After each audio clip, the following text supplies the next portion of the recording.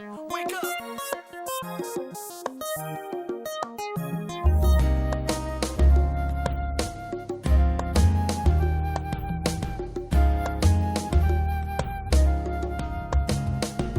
What's going on, everybody? Welcome back to Married to Film. I'm Ralph and this is Shamanda. Hey, you guys. And right now we have something new for you guys. This is something we're doing that's called Lost Theories and Thoughts. So, Shamanda has come up with a bunch of notes after watching the first episode again that was broken off into 2 parts. And we're going to analyze it and see what we come up with. Alright, so go ahead, let's go. Alright, so for this first episode of season, which was the pilot, and it aired September 22nd, 2004. So I had notes and everything for the creators, the executive producers, and this freaking genius musical score. I cannot pronounce this man's last name, but it's Michael Giacchino. Michael G. Michael G. I probably jacked his last name up all the way on that one. But here we go. I don't know why we just started watching it in 2020 when it aired for the first time in 2004. That's crazy. But we don't regret it. Not one bit. So, yeah, we're loving it. Let's put our thinking caps on because this is your Listen Here segment. Okay? So, we have the storyline, which goes a little something like this. A man wakes up, looks up, opens his eyes, the camera is on him, he looks up and he is in the jungle. Somewhere, a whole bunch of trees. He's looking around, he's not feeling too good, he notices there's some blood. Okay, he's bleeding, he's scratched up, he's looking around. There's a Labrador in the jungle, and there's some vodka in his pocket. That's all we know. Yeah, that was strange. He takes off running, gets to a beach of some sort. Hears a whole bunch of wailing, screaming.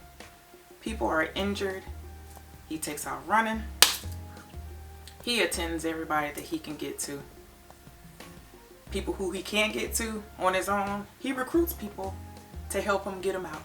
Underneath the plane, people are hanging upside down in the plane. Oh, wow. That I noticed when I was watching us, as far as reviewing it, that I was like, hey, that man is upside down. Nobody actually addressed the man hanging upside down, or do we know if anyone got him from up there? We don't know that. People are walking around on the island escaping death. I'll get back to that soon. This man has made me, and other people on the beach has made me rename this very first episode. The creators, I give it up. Hats off to you guys. Jeffrey Lieber, J.J. Abrams, and Damon Lindelof. Kudos to you guys. Carlton Cuse, if I'm not mistaken. Showrunners. Brilliant. Brilliant. But I'm renaming this one. This particular episode is called Suited and Booted, Stitched, Standing, and Abandoned. Let's go back. Suited and Booted, Stitched, Standing, and Abandoned. Okay, so let's get back into it. I got my laptop out here. So let's get into the relationships that the bonds have started right from the very beginning. We still don't know people's names. Sure. Names have not been mentioned. That's true. Names were not mentioned until Jack said to Hurley, if any of the contractions get to a certain blah, blah, blah, blah,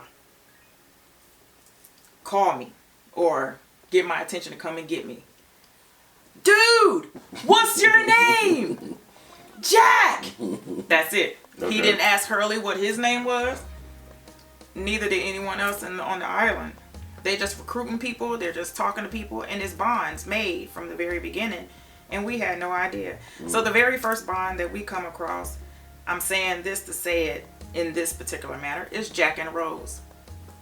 The reason why I say Jack and Rose is because in the flashback, it shows that Jack made a promise to Rose that he would keep her company until her husband comes back from the bathroom. That promise continued once they got on the beach, because Baywatch, that I have nicknamed, which is actually Boone, he was giving Rose the wrong CPR. I mean, the wrong, either it's right or it's wrong. I don't know what he was doing. He was breathing something and it wasn't into her lungs. So this was not CPR, it was RPC. Because we don't know what was going on. So Jack and Rose made a bond from the very beginning. He saved her life, and I do have a nugget on this one, so we're going to have segments of nuggets too, but I'll get back to that if that's okay with you. Then we have Jack and Kate. The reason why it's stitched is because Kate had to assist Jack in stitching his wounds up. That's where the alcohol came. And that's where the alcohol came in. It was only 1 miniature bottle of vodka, but it's going to do some good. I thought it was 2. Oh yeah, he did grab.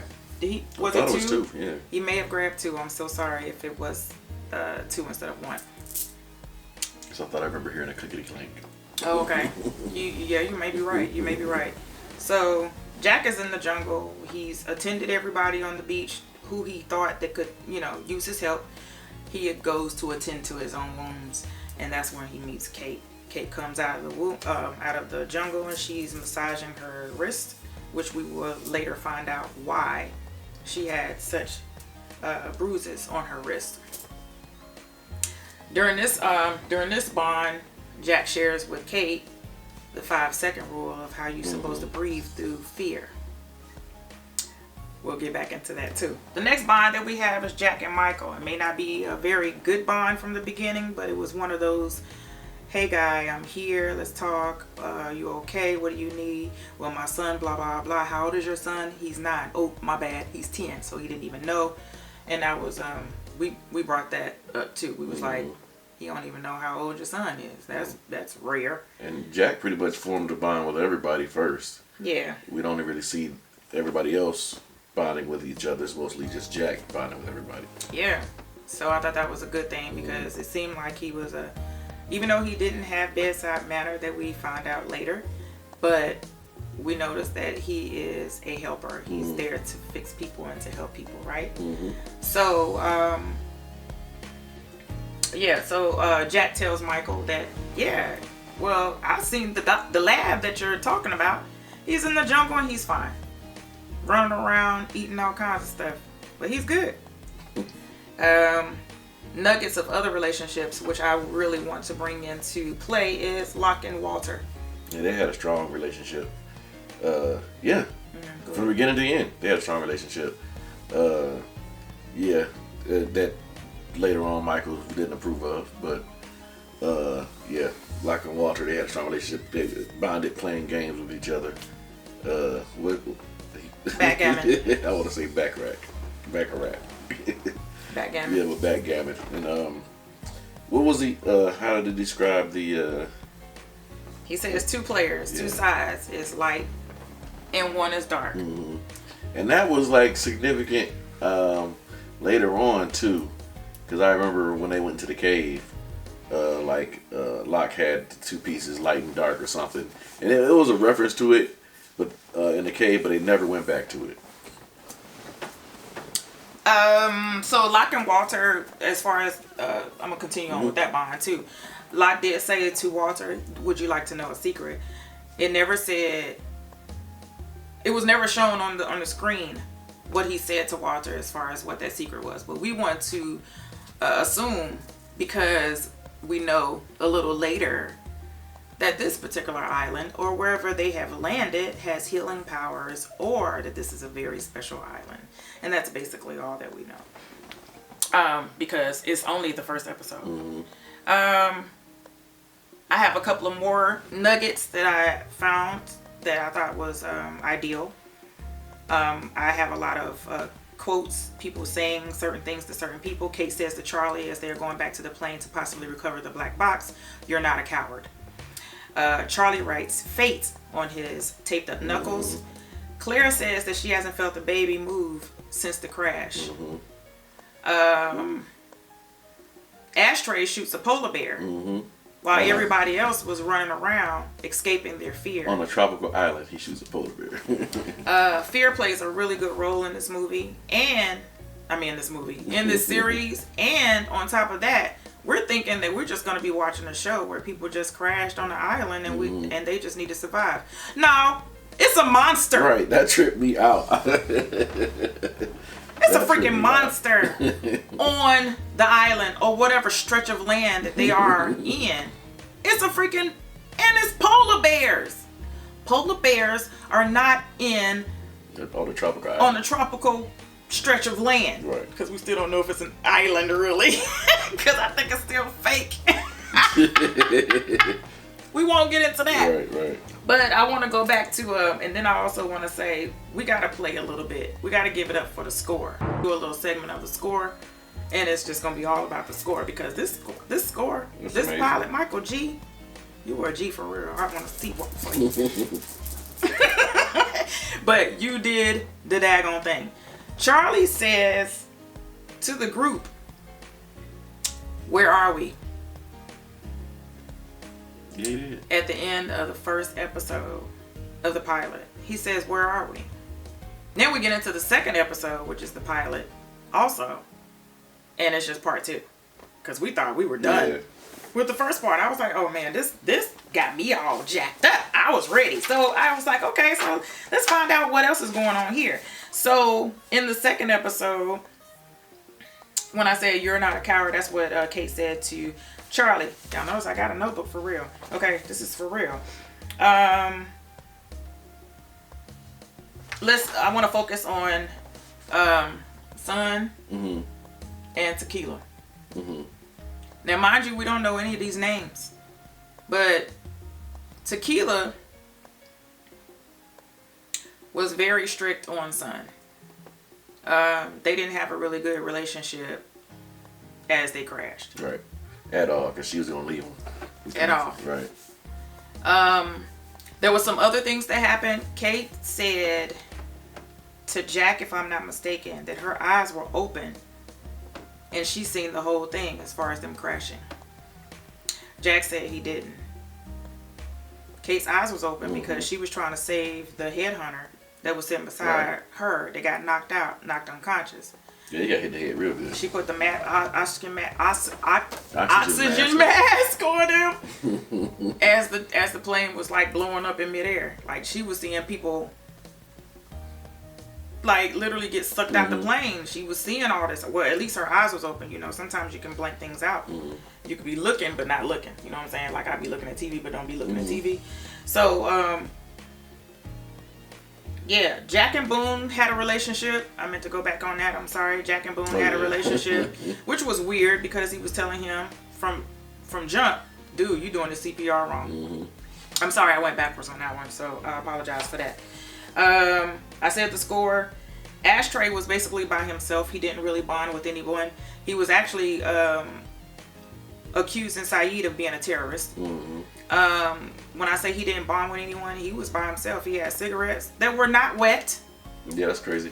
So I figured that it's probably in somebody's luggage. Or if he was a smoker, maybe he just took up the habit at this very point where they crashed. I don't know. Possibly. So many nuggets in the very first episode. I took a lot of notes, but I just want to just bring it down to a little bit. But I'll get back into more notes like the next couple of episodes. I'm not going to do episode on episode on episode, but I'm going to bring the ones that I feel that are more important than others, which in Lost all the episodes are. Go ahead. What takes place, do you think, in this first episode that foreshadows something in the future that we've seen? I don't want to talk about that part. Oh, okay. Yeah, because if I get into that, then it's just I can say what foreshadowed. Charlie's writing fate here. The fact that Charlie escaped death like 3 times, considering the crash itself, debris was falling everywhere. This Joker was just walking around clueless, like, where's my drugs? Where's my drugs? Where's my drugs? He didn't get sucked into the engine. He walked right past it. They was like, hey, get away from there. He was like, oh, what, right here? Okay, I'll walk this way. I mean, he was literally like just escaping death on the beach scene, the whole beach walk, the whole scene of the beach. I just said that like 4 different times, 4 different ways. So yeah, that foreshadows Kate saying to Charlie that he's not a coward. The fear quote that I gotta find it. That Jack said to Kate, he said, "Fear is an odd thing." Fear is an odd thing. So I think it has a lot. This island is playing a lot on people's fears. But yeah, I mean, Locke was present during the beginning, helping Jack get people from up underneath the plane debris. We didn't know who Locke was. Still didn't know that he was in a wheelchair until later on. This series, y'all, it's crazy, but I'm so feeling it. Me too. I'm so feeling it. It's fast. It's fast paced. I like it. I like that. Love it. It makes you think so much, probably too much into it. So I'm gonna drop a nugget and y'all let me know if I'm thinking too much into it. But this is the way I feel. It's two things that I got from out of here, and then we're gonna close this out like I done went to church. We're gonna close this out after these last two scriptures. Listen. Rose, I feel like Rose was dead on the beach. They did CPR to bring her back. I told Ralph this. I said, I think that she was dead and maybe she visited God and God said, your husband's not here, he's still alive. So maybe that's the reason why she came back and was like, hey. She never said his name. She just said, my husband is still alive. He had a fear. She said something about him having a fear. I don't know if it was about planes, but she didn't mention it in this episode. I'm just saying it's fear-based. It was all fear. Claire, being pregnant, didn't feel the baby move until Tequila gave her a piece of fish from out of the water. I told Ralph, I said, well, maybe it was just the water that made the baby move when she ate it. Because it was just like, something like out of the blue. Yeah, and it was instantaneous. Yeah, it was just like as soon as like the food, like she swallowed it and the baby was like, hey, I'm here, I'm okay. So I'm wondering if the food brought the baby alive like the baby was. That's a good thought. And I'm only doing these theories based on what we don't know going forward. You know what I mean? Like watching it again for the very first time. So I'm getting nuggets. That what I just said didn't even make sense. It didn't. It didn't make sense. Did you hear what I said? Say it again. I can't even tell you what I said, but I know it didn't make sense. I can't even remember what I said. I just know it doesn't make sense. Yeah, forget what I just said. But just know that these nuggets are serious. Did I leave something else out? Or do I have anything else out? Oh, this is something else. This is for everything else. The Locke and Walter thing, the 2 players, 2 sides, one is light and one is dark. That's the key. That's the one that gets me. Do you want to know a secret? Jack saying that